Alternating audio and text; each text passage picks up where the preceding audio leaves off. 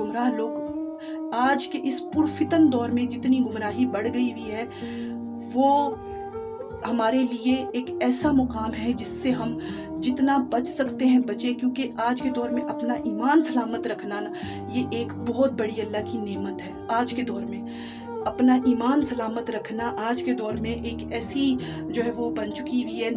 نعمت اللہ تعالیٰ کی ہمارے لیے، کہ جس پر ہم اللہ تعالیٰ کا جتنا شکر ادا کرے کم ہے، کیونکہ اس دور میں آپ کو ہزاروں شیطان ملیں گے، ہزاروں اللہ کی راہ سے گمراہ کرنے کے لیے، بھٹکانے کے لیے ہزاروں گمراہ لوگ ملیں گے۔ میں یہ کہتی ہوں، جس نے دنیا رکھنی ہے وہ دین کے اندر دنیا رکھے۔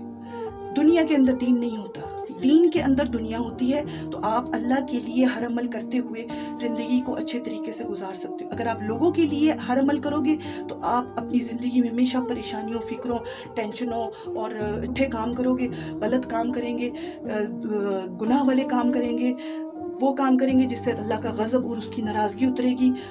تو دنیا بھی برباد ہو جائے گی اور آخرت بھی، دنیا میں بھی بے سکونی ہوگی، آخرت میں بھی دنیا بھی تباہ ہوگی، آخرت میں بھی۔ اس لیے ایسے لوگوں سے بچے جو آپ کی دنیا بھی خراب کرنے کے تگودوں میں لگے رہتے ہیں اور آخرت بھی وہ گمراہ لوگ ہیں، ان سے جتنا بچ سکتے ہیں بچے۔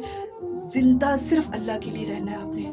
آپ نے اللہ کے لیے جینا ہے، اللہ کے لیے ہر عمل کرنا ہے، اور کیونکہ اللہ کے پاس آپ نے جانا ہے، وہاں پر یہ لوگ آپ کے ساتھ نہیں ہوں گے، وہاں آپ ہوگے، آپ کے اعمال ہوں گے اور آپ کا رب ہوگا۔ اگر وہ آپ پر اپنی رحمت نہ کرے گا قبر میں، تو کیا یہ لوگ جو آج آپ کو کہہ رہے ہیں کہ دنیا داری میں بھی جو ہے رکھنا چاہیے، اور دنیا داری کے چکروں میں وہ آپ کو دین سے غافل کر کے